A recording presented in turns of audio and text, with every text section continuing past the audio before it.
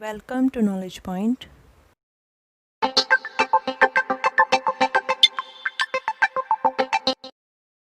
Friends, आज हम करने जा रहे हैं यूजीसी नेट पेपर 1 के क्वेश्चंस जो आपका पेपर हुआ था 20 जून 2019 को मॉर्निंग शिफ्ट में।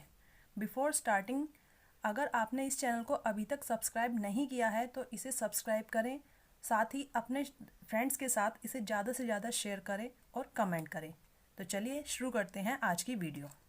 फर्स्ट क्वेश्चन में दिया हुआ है on a map 1 inch represent 250 miles, यानी एक मैप पर जो इसका स्केल दिया हुआ है वो बताया है कि 1 इंच जो है वो आपका 250 माइल्स को रिप्रेजेंट कर रहा है। What is the actual distance between two cities if they were 4.5 inch apart on the map, यानी अगर आपके दो सिटीज़ जो हैं वो मैप पर 4.5 इंचेस जो हैं वो अपार्ट हैं तो उनके बीच का हमें यहाँ पर डिस्टेंस बताना है। तो फ्रेंड्स, ये बहुत इजी क्वेश्चन यूजीसी ने दिया हुआ था, तो यहाँ पर आपको जस्ट कुछ नहीं करना है। इसने दिया है कि 1 इंच जो है वो आपका इक्वल है कितना, 250 माइल्स के। अब इसने पूछा हुआ है 4.5, तो फ्रेंड्स इसे मैं चेंज करके लिखूंगी तो 4 2 जा 8 एंड 1 9 9/2, इसकी वैल्यू हमें यहाँ पर बतानी है। तो जस्ट हमें यहाँ पर क्रॉस मल्टीप्लाई करना है, तो 9/2 इंटू 250।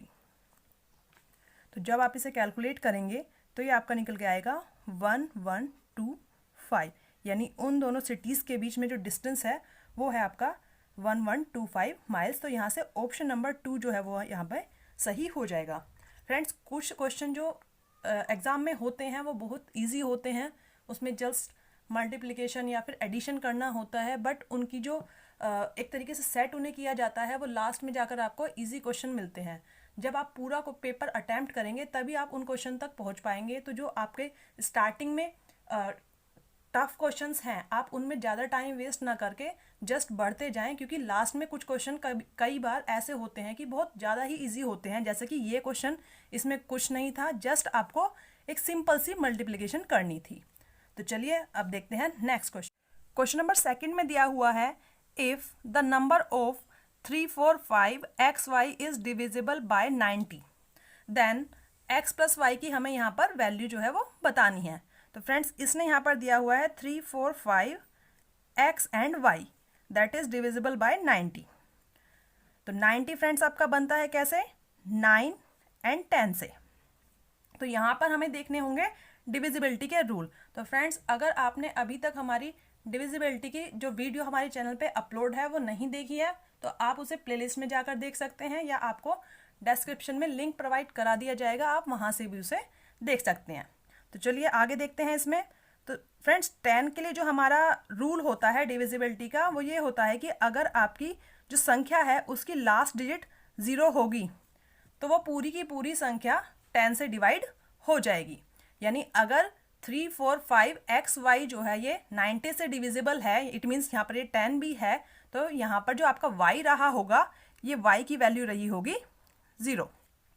ठीक है फ्रेंड्स, 10 के लिए सिंपल लास्ट डिजिट जो है वो आपकी 0 होनी चाहिए। अगर वो 0 है तो वो जो भी आपकी संख्या है वो 10 से डिवाइड हो जाएगी। अब देखते हैं हम 9 की डिविजिबिलिटी। तो 9 की डिविजिबिलिटी होती है कि आपका जो सम है, सम ऑफ द डिजिट, यानी जो भी आपकी डिजिट दी हुई है उसके नंबर्स का अगर हम सम करें तो वो आपका 9 से डिविजिबल होना चाहिए। तो अब हम यहाँ पर देख लेते हैं 3 4 5 XY का सम। तो फ्रेंड्स देखिए, जब हम यहाँ पर करेंगे 3 + 4 + 5 + x + y की वैल्यू क्या है हमारी यहाँ पर 0, तो यहाँ से हमें मिल जाता है 5 और 9 12 + x। ठीक है फ्रेंड्स, अब देखिए 12 + x जो है ये 9 से डिविजिबल होगा तभी तो ये पूरी संख्या 90 से डिविजिबल हो रही होगी। तो हमें देखना है कि 12 के आसपास 9 से डिविजिबल होने वाली हमारी जो डिजिट होती है वो क्या होती है। तो ये होती है आपकी 9 2 जा 18, इट मीन्स ये 18 के आसपास रहा होगा। 18 में से 12 यहाँ पर है, तो यहाँ इसका मतलब जो हमारी ये x की वैल्यू है वो 18 में से 12 माइनस करके ये 6 रही होगी। ठीक है फ्रेंड्स, बिकॉज जब हम 12 में 6 ऐड कर देंगे तो ये 18 हो जाएगा और 18 आपका 9 से डिविजिबल है, यानी अब ये संख्या पूरी 9 से डिविजिबल हो रही होगी। तो इस तरीके से हमें पता पड़ जाता है कि x की वैल्यू जो है वो हमारी आई है 6 और y जो है वो हमारा है 0। हमसे पूछा हुआ है यहाँ पर x प्लस वाई, तो रख दीजिए वैल्यू 6 प्लस 0, इट मीन्स 6 आपका जो आंसर है वो हो जाता है, जो कि आपके ऑप्शन नंबर 4 में दिया हुआ है। नेक्स्ट क्वेश्चन में दिया हुआ है what will be the ratio of simple interest earn by certain amount at the same rate of interest for 9 year and 12 year. यानी कि अगर आपकी जो सर्टेन अमाउंट रही है वो सेम रेट पर अप्लाई इंटरेस्ट पर दी गई है, तो अगर 9 साल के लिए और 12 साल के लिए दी जाती है तो आपका जो रेशो होगा सिंपल इंटरेस्ट का वो क्या होगा। तो फ्रेंड्स पहले हम सिंपल इंटरेस्ट के रेशो को देख लेते हैं। सिंपल इंटरेस्ट ये होता है आपका amount into rate into time upon 100। ठीक है फ्रेंड्स, तो यहाँ पर इसने कहा हुआ है कि आपकी अमाउंट और रेट जो है वो दोनों ही सेम रहे हैं दोनों कंडीशन में, तो यहाँ पर हम रख देते हैं दोनों ही कंडीशन में। तो a इंटू आर इंटू पहले वाले में टाइम आपका रहा है कितना 9 ईयर्स, तो इसलिए मल्टीप्लाई हम यहाँ पर करेंगे 9 से अपॉन 100। ये आपका पहला जो आपका इंटरेस्ट है वो आ जाएगा निकल के। ऐसे ही हम दूसरा इंटरेस्ट निकालेंगे, तो दूसरा इंटरेस्ट क्या होगा आपका, क्योंकि अमाउंट और रेट आपके सेम है तो यहाँ पर भी a into R into time जो है वो यहाँ पर है कितना 12 ईयर्स। तो ये इसने यहाँ पर पूछा हुआ है कि इन दोनों का जो रेशो होगा वो हमारा यहाँ पर कितना होगा। तो जस्ट हम वैल्यू पुट कर देंगे दोनों की, a into R into 9 divide by 100 upon second interest that is a into R into 12 upon 100। तो फ्रेंड्स ये 100 से 100 डिविजिबल है और a से a, बिकॉज दोनों ही आपकी अमाउंट जो है वो सेम है, रेट आपके सेम है, तो ये आपका निकल कर आता है कितना 9/12, और 9/12 को जब हम डिवाइड करेंगे 3 से तो ये आपका आएगा 3/4। तो आपका रेशो यहाँ से निकल जाता है कितना 3:4, जो कि आपके ऑप्शन नंबर 1 में दिया हुआ है। नेक्स्ट क्वेश्चन आपका दिया हुआ है सिटिंग अरेंजमेंट से। कहा हुआ है कि 6 friends A, B, C, D, E and F are sitting in a closed circle of the centre. यानी कि ये एक सर्कल में बैठे हुए हैं। E is to the left of D, जो E है वो लेफ्ट है किसके D के। C is between A and B, C जो है वो A और B के बीच में बैठा हुआ है। F is between E and A, जो F है वो E एंड A के बीच में है। और पूछा हुआ है हमसे who is the right of C, कि जो C है उसके राइट साइड में कौन बैठा हुआ है। तो फ्रेंड्स इसको करने के लिए हम सर्कल बना लेते हैं। यहाँ पर 6 पर्सन बैठे हुए हैं तो मैंने यहाँ पर 6 लाइंस कर दी हैं। ठीक है, अब हम यहाँ पर करेंगे कि हम कोई एक लाइन लेकर चलेंगे और उसी को हम लास्ट तक जो है कनेक्ट करते चलेंगे, जो भी आपकी बाकी लाइंस दी हुई हैं। तो यहाँ पर इसने फर्स्ट हमें बताया हुआ था कि E is to the left of D, यानी E जो है वो आपके D के लेफ्ट में बैठा हुआ है। तो मान लीजिए कि D हमारा बैठा हुआ है यहाँ इस वाली सीट पर, तो E कहाँ पर है, E है लेफ्ट, तो E हो जाएगा हमारा इस जगह पर। ठीक है फ्रेंड्स, अब इसके बाद देखिए जहाँ पर भी आपका E या D से रिलेटेड कोई लाइन है आप उसे देखिए। तो E या D से रिलेटेड आपका यहाँ पर E दिया हुआ है। इसने कहा है कि F is between E and A, जो F है वो E और A के बीच में बैठा हुआ है। तो फ्रेंड्स अगर मैं A को यहाँ बिठा दूँ तो E और A के बीच में कौन होगा, D। इट मीन्स यहाँ पर आपका जो F है वो नहीं बैठा हुआ है, F है आपका यहाँ पर। ठीक है फ्रेंड्स, क्योंकि इसने कहा था E और A के बीच में आपका कौन बैठेगा, F। अगर मैं A यहाँ पर बिठाती हूँ तो E और A के बीच में आपका D आ जाएगा, यानी ये सही नहीं होगा। तो यानी A आपका बैठा होगा इस साइड में और E और A के बीच में आपका F हो जाता है। ठीक है फ्रेंड्स, इसके बाद हमारी एक लाइन ये रह गई थी C is between A and B, जो C है आपका वो A और B के बीच में बैठा हुआ है। तो A यहाँ पर है तो B यहाँ पर आओगा और इन दोनों के बीच में आपका C बैठा हुआ होगा। ठीक है फ्रेंड्स, इस तरीके से हमारे जो 6 कैंडिडेट हैं वो बैठ जाते हैं। अब इसने पूछा है who is the right of C, यानी C के राइट में आपका कौन बैठा हुआ है। तो C के राइट में कौन बैठा हुआ है आपका A, तो यहाँ से आपका ऑप्शन नंबर एक जो है वो सही हो जाता है। नेक्स्ट क्वेश्चन में इसमें दिया हुआ है if 60% of A and B, A minus B equals to 40% of A plus B, then what percent of A is B. यानी हमें बताना है कि अगर ए माइनस बी का 60% जो है वो बराबर है ए प्लस बी के 40% के, तो जो ए है वो बी का कितने प्रतिशत है, ए का कितने प्रतिशत बी के बराबर है। चलिए फ्रेंड्स, इसे वैल्यू को पुट कर लेते हैं। तो यहाँ दिया हुआ है 40% of A plus B equals to 60% of A minus B. ठीक है फ्रेंड्स, तो यहाँ मैं परसेंटेज से परसेंटेज यहीं कैंसिल कर दे रही हूँ। तो ये आपका रह जाता है a plus B upon a minus B equals to 60/40। ठीक है फ्रेंड्स, अब देखिए यहाँ पर एक चीज़ आपको हमेशा याद रखनी है कि जब आपकी ऐसे कंडीशन बन रही हो कि a प्लस बी और a माइनस बी दोनों चीज़ें आपको दी हुई हो। ठीक है फ्रेंड्स, तो यहाँ पर हम करते क्या हैं कि जो भी आपकी ये फिगर्स रही हैं a प्लस बी की वैल्यू, a माइनस बी की वैल्यू, तो हम जब प्लस करके हाफ करेंगे तो वो a की वैल्यू होगी, और जब माइनस करके हाफ करेंगे तो वो b की वैल्यू हो जाएगी। ठीक है फ्रेंड्स, तो यहाँ देखिए 60 एंड 40 दैट इज 100 का हाफ करेंगे तो ये आपका आएगा 50। तो 50 जो होगी वो आपकी ए की वैल्यू होगी। ऐसे ही जब हम माइनस करेंगे तो 60 में से 40 माइनस करेंगे, ये आपका आएगा 20, और 20 का हाफ आप करोगे तो ये आपका आएगा कितना, 10।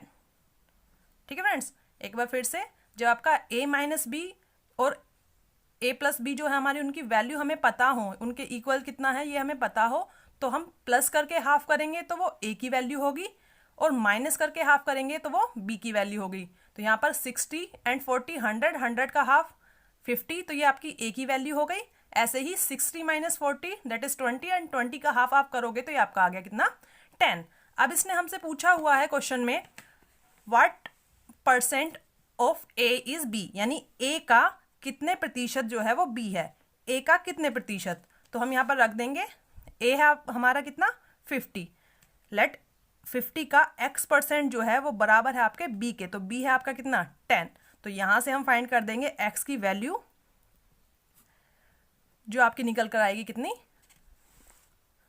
20%। तो इस तरीके से आपका ऑप्शन नंबर 1 जो है वो सही हो जाएगा।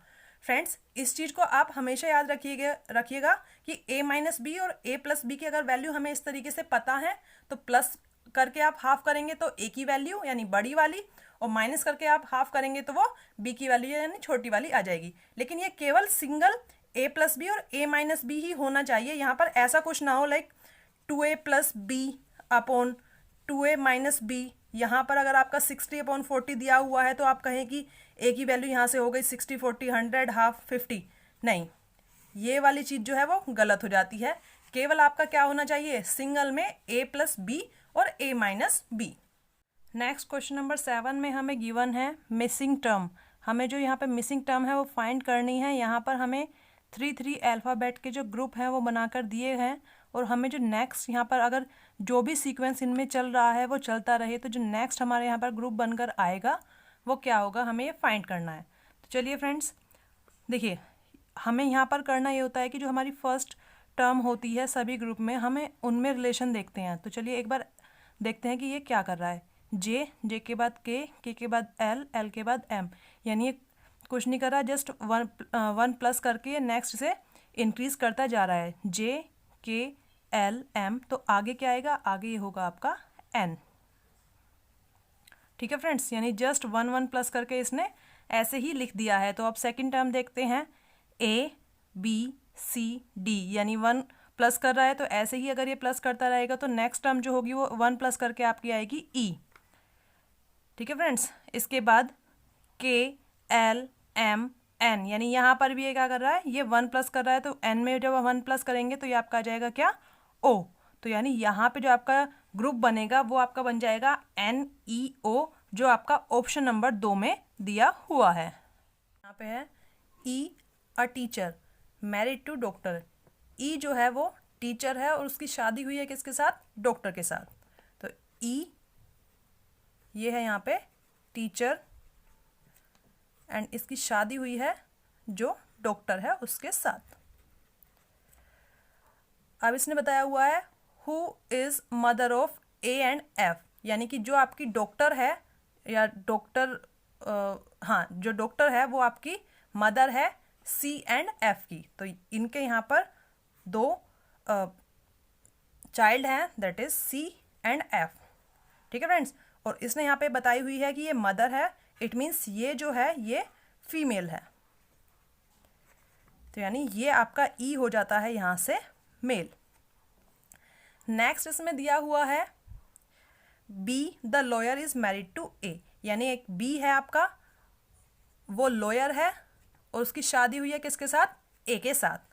अब इसने दिया हुआ है A has 1 son and 1 grandson, यानी जो ए है उसका एक बेटा है और उसके बाद फिर एक ग्रैंडसन भी है, यानी एक सन भी है और एक ग्रैंडसन भी है।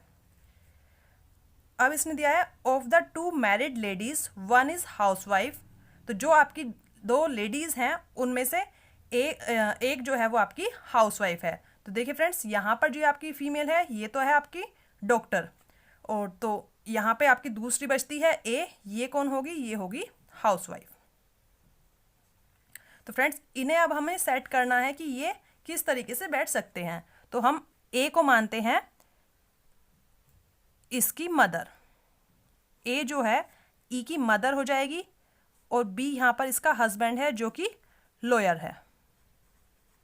तो इस तरीके से ए का सन हो गया आपका टीचर क्योंकि ये मेल है, और इसके बच्चे हैं 2 सी एंड एफ, और साथ में इसने लास्ट में कहा हुआ था कि there is also 1 student and 1 male engineer in family, यानी कि जो ये आपके 2 बच्चे बचे हुए हैं, बिकॉज बाकी सबका प्रोफेशन हमें पता पड़ गया, ये हाउसवाइफ है, ये लॉयर है, ये टीचर है, ये डॉक्टर है, तो हमें बस लास्ट में 2 रह जाते हैं, एक स्टूडेंट्स और एक मेल इंजीनियर। तो इसमें इन दोनों में से एक तो है स्टूडेंट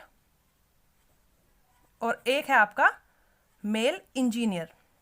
तो इस तरीके से ए का सन यहाँ पर हो जाएगा, और इनमें से कोई एक, चाहे वो सी हो या चाहे एफ हो, वो आपका हो जाएगा ए का ग्रैंडसन। तो यहाँ अब लास्ट में हमें बताना है कि हाउ ए रिलेटेड टू सी, यानी जो आपकी ए है वो सी से कैसे रिलेटेड है। तो देखिए ये इसका फादर और ये इसके फादर की मदर, यानी इट मीन्स जो ए है वो सी की क्या हो जाएगी, ग्रैंड मदर। तो इस तरीके से इसका आंसर होगा आपका ग्रैंड मदर। ठीक है फ्रेंड्स, यहाँ पर आपको एक टेबल गिवन है जिसमें जो आपके स्टूडेंट्स हैं उनके मार्क्स का इंटरवल और सेक्शन वाइज जो स्टूडेंट्स आपके पास हुए हैं उनके यहाँ पे नंबर्स बताए हुए हैं कि किस सेक्शन में कितने स्टूडेंट्स पास हैं। तो चलिए देखते हैं इस पर बेस्ड क्वेश्चन। तो यहाँ पर क्वेश्चन नंबर 8 में पूछा हुआ है how many students in section A obtain 30 और more marks but less than 30, यानी यहाँ पर आपको बताना है कि सेक्शन ए में ऐसे कितने स्टूडेंट्स हैं जिन्होंने 30 से ज़्यादा बट 50 से कम मार्क्स जो हैं वो लिए हैं। तो चलिए देखते हैं ऐसे स्टूडेंट्स जो 30 से ज़्यादा हैं। तो 30 से ज़्यादा वाले आपको मिलेंगे 30 से 39 में, और आपको लेने हैं कहाँ तक, 50 तक। तो हम ये लेंगे 40 से 49, यानी 30 से और 49 तक के स्टूडेंट सेक्शन ए में। तो कितने हैं, 4 ये हैं और 8 ये हैं। तो फ्रेंड्स 4 एंड 8 ये आपके हो जाएंगे 12। तो यहाँ पर इस तरीके से आपका ऑप्शन नंबर 1 जो है वो सही हो जाएगा।